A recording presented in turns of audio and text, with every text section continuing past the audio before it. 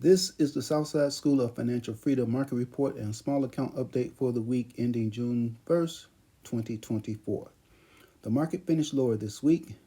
The Dow Jones Industrial Average increased 1.51% on Friday, but was down minus 0.98% for the week. The S&P 500 increased 0.8% on Friday, but was down minus 0.51% for the week. The Nasdaq decreased minus 0.01% on Friday and was down minus 1.1% for the week. Looking at the week, we can see that there were 4 up finishes versus 8 down finishes for the major indexes. On Monday, the market was closed. On Tuesday, the Dow Jones Industrial Average finished down, while the S&P 500 and the Nasdaq finished up. On Wednesday and Thursday, all the major indexes finished down. And on Friday, the Dow Jones Industrial Average and the S&P 500 finished up, while the Nasdaq finished down. How did you do? My small account finished minus 2.16% lower, but generated cash flow of 1.86%. Even when the market falls and or my account doesn't do well, I still get income or cash flow by selling covered calls and naked puts. This method does not only guarantee cash flow or income, it can also beat the S&P 500. Now, I don't use charts, I don't use fundamental analysis, I don't use indicators or signals, and I definitely don't sit in front of a computer screen all day to watch the market. I simply choose a stock from my watch list to sell covered calls and naked puts. I do have 5 criteria for choosing stocks to put on my trading watch list. I will not reveal what my criteria are, but if you examine my list, you may be able to figure out the criteria for yourself. The last row, however, is my benchmark row. That is, I measure my performance against gold, silver, and the S&P 500. I choose the stock option based on whether I own the stock or I would like to own the stock. I choose a strike price, an expiration date, a bid, and I submit a limit order. Then I wait for execution. If the sale does not execute, I may change my order or wait until the next day to submit a new order. Looking at my watch list from the week, the strongest performer on the list was Bitfarms Limited, ticker symbol BITF in the second column. It was down minus 0.44% on Friday, but increased 10.89% for the week. Bitfarms Limited is a Canada-based integrated Bitcoin mining company that develops, owns, and operates vertically integrated mining facilities in Canada, the United States, Paraguay, and Argentina.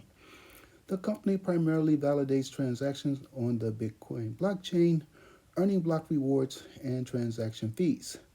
Bitfarm also provides electricity services to commercial and residential customers in Quebec, Canada.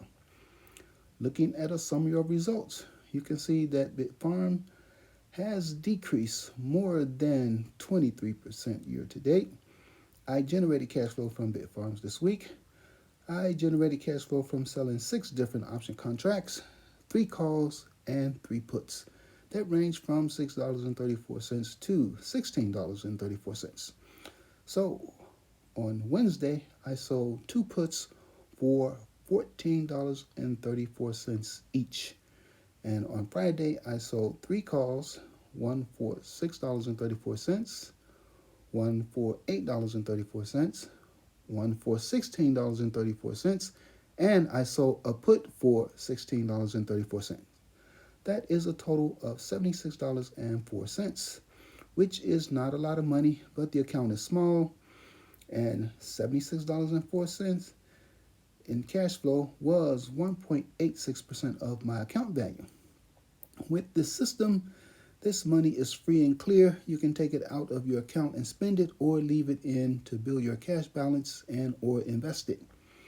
If you want to increase the amount of cash flow, just use a larger account. For example, to 10x the cash flow to $760.40, use a larger account, and instead of selling 1 of everything that I sold, sell 10.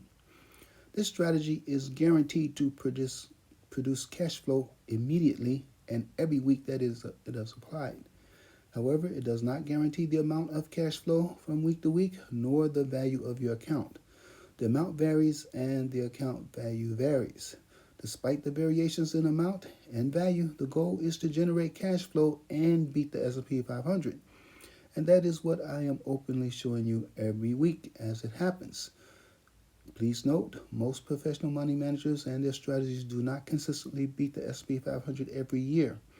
They usually lose, and they lose by a lot. Last year, this method beat the S&P 500 by almost 12%. But in 2024, my count is down minus 15.95% versus 10.95% up for SPY, which is an S&P 500 ETF.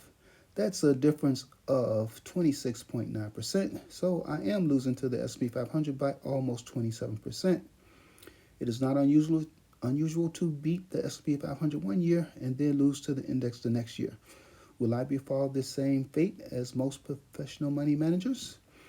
I am still trailing S&P by a lot, but I am confident that I will keep gaining on the S&P 500 throughout the year. Tune in next week to find out what happens. Bitcoin watch.